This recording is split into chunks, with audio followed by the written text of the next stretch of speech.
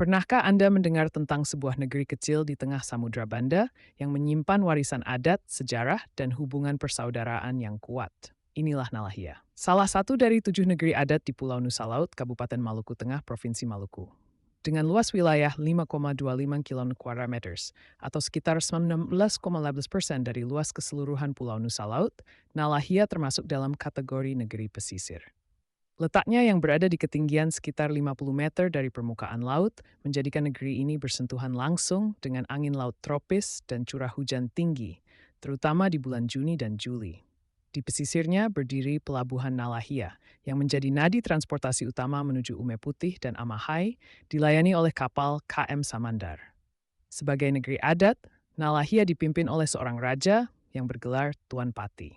Kepemimpinan ini dipegang mata rumah Parentah Lewa Kabesi dengan Raja Oce Lewa Kabesi sebagai pemimpin saat ini. Namun, bila posisi raja kosong, tampuk kekuasaan dijalankan oleh pejabat negeri. Teon atau nama suci negeri Nalahia adalah Risapori Henalatu. Rumah adatnya dikenal dengan nama Inalesi Nusarima Simaloa Sopamena, sebuah baileo khas yang memiliki ciri berbeda dari 6 negeri lainnya di Nusa Laut. Jika baileo negeri lain berdiri di atas tanah, maka baileo Nalahia tergantung dengan 4 pintu masuk, simbol keterbukaan dan penjagaan 4 penjuru negeri.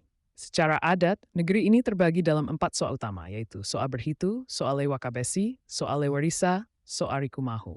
Fam-fam yang mendiami Nalahia antara lain Berhitu, Haurisa, Hethari, Pasaur, Lewa Kabesi, Lewarisa, Menuputi, Matulesi, Pasanea, dan banyak lainnya. Menurut sejarah lisan, Fam Berhitu adalah yang pertama kali mendiami wilayah ini dan menjadi pemimpin utama negeri. Mereka didampingi oleh 2 kapitang dari Fam Lewarisa, Kapitang Manuaka yang menjaga wilayah gunung, Kapitang Darat, dan Kapitang Lernaya yang menjaga wilayah pesisir, Kapitang Laut.